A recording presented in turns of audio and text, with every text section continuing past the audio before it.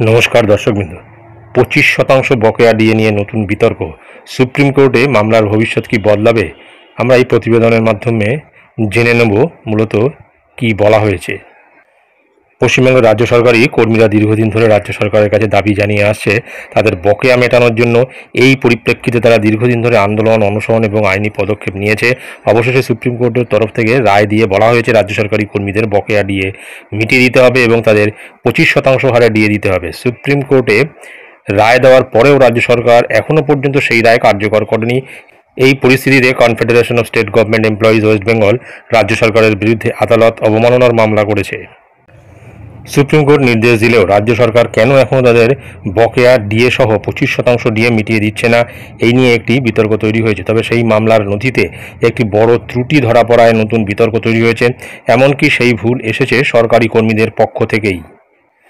Confederation of state government employees গত 30শে June 2025 তারিখে নবান্নে গিয়ে রাজ্য সরকারের বিরুদ্ধে আদালত অবমাননার নোটিশ প্রদান করে। সুপ্রিম কোর্টের তরফ থেকে 4 সপ্তাহ সময় দেওয়া হলেও এখনও সেই সময় পার হয়ে গিয়েছে, কিন্তু রাজ্য সরকারি কর্মীরা তাদের 25% ডিএ পায়নি। অভিযোগ ছিল সুপ্রিম কোর্টের নির্দেশ থাকা সত্ত্বেও 25% বকেয়া ডিএ এখনও পর্যন্ত কর্মীদের দেওয়া হয়নি।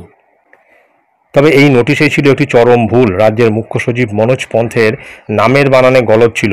এত বড় একটা আইনি প্রক্রিয়ায় এমন ভুল প্রশাসনিক এবং আইনি দিক থেকে গুরুতর ধরা হয়। তবে পরবর্তীকালে সেই ভুল সংশোধন করা হয়েছে বলে জানানো হয়েছে। সরকারি কর্মচারীদের আশ্বস্ত করা হয়েছে যে নোটিশের আইনি গ্রহণযোগ্যতা এখন প্রশ্নসিদ্ধ হবে না। রাজ্য সরকারের পক্ষ থেকে জানানো হয়েছে তারা সুপ্রিম কোর্টের রায় পুনর্বিবেচনার জন্য আবেদন করেছে। পাশাপাশি বকেয়া ডিএ মেটাতে আরও 6 মাস সময় চাওয়া হয়েছে। বর্তমান রাজ্য সরকারের কাছে এই ডিএ দেওয়ার জন্য টাকা নেই, তবে রাজ্য সরকার আরও কিছুটা সময় চেয়ে নিচ্ছেন। রাজ্য সরকারের যুক্তি হলো 25% বকেয়া ডিএ মেটাতে বিশাল অর্থের প্রয়োজন। বর্তমান রাজ্যের সামর্থ্য নেই এই টাকা মেটানোর। বর্তমান অর্থবর্ষে সেই অর্থ বাজেটে বরাদ্দ নেই। সেই কারণেই রায় কার্যকর করতে সময় চাওয়া হয়েছে। এই যুক্তিতে কর্মচারীদের অনেকেই একমত নন। তাদের মতে এই বিলম্ব কৌশলগত এবং উদ্দেশ্য প্রণোদিত। রাজ্য সরকার উদ্দেশ্য প্রণীতভাবেই দেরি করছে। এই পরিস্থিতিতে সরকারি কর্মচারীদের মধ্যে তীব্র অসন্তোষ ছড়িয়েছে। তাদের দাবি সুপ্রিম কোর্টের স্পষ্ট রায় থাকা সত্ত্বেও রাজ্য সরকার ইচ্ছাকৃতভাবে ডিএ দিতে দেরি করছে। এর পেছনে রাজ্য সরকারের নিশ্চয়ই কোনো উদ্দেশ্য রয়েছে। সুপ্রিম কোর্টকে রাজ্য সরকার অবমাননা করতে পারে। এই পরিপ্রেক্ষিতেই রাজ্য সরকারি কর্মচারীদের মধ্যে চরম অসন্তোষ এবং ক্ষোভ সৃষ্টি হয়েছে। এই বকেয়া ডিএ বিতর্ক দীর্ঘদিন ধরে রাজ্য সরকারি কর্মীরা আন্দোলন অনশন করে আসছে। এর জন্য মূলত পঞ্চম বেতন কমিশন অনুসারে বকেয়া ডিএর একটা বড় অংশ এখনও বাকি। বিভিন্ন সময় সংগঠনগুলি আইনি পদক্ষেপের হুমকি দিলেও সুপ্রিম কোর্টের রায়ের পরেও বাস্তবায়নে বিলম্ব হয়েছে। রাজ্য সরকারি কর্মচারীদের একাংশ মনে করছে রাজ্য সরকারের নিশ্চয়ই কোনো উদ্দেশ্য রয়েছে এর পিছনে।